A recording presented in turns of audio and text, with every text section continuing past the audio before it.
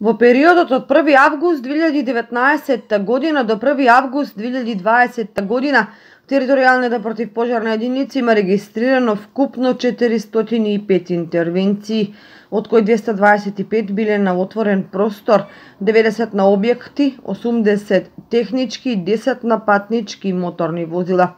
Статистиката покажува дека повеќе од половина интервенции биле гасење полски пожари предизвикани од спалување на стрништа и други земјоделски површини.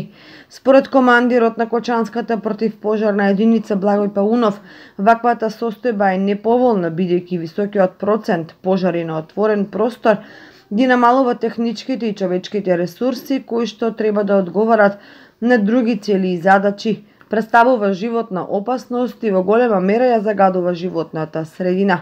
Добрата вест е дека нивниот број годинава е намален за 50 интервенции во споредба со претходната година.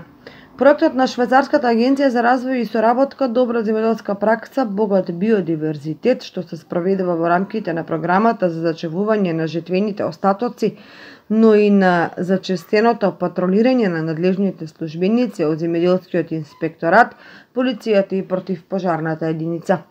Савка Веселинова, земјоделски инспектор, вклучена во проектот Добра земјоделска пракса, ги поддржува мерките и заклучоците произлезени од активностите на проектот.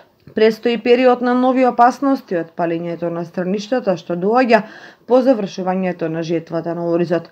Примената на добрата земјоделска пракса е неопходна за да се намалат и искоренат лошите навики. Во таа смисла треба да се обезбедат што повеќе комбајни со можност за сечкање на сламата, приватниот сектор да се вклучи со искористување на оризовата слама за изработка на пелети и пречистителната станица да ја користи сламата за ѓубриво. Со такви околности земјоделците помалку ќе ги палат жетвените остатоци, истакнува Веселинова. Покрај казните кон сторителите, населението во кочанските села, кое претежно е земјоделско, се информира за штетноста и опасностите од предизвиканите пожари, но и можностите за одржливо управување со жетвените остатоци.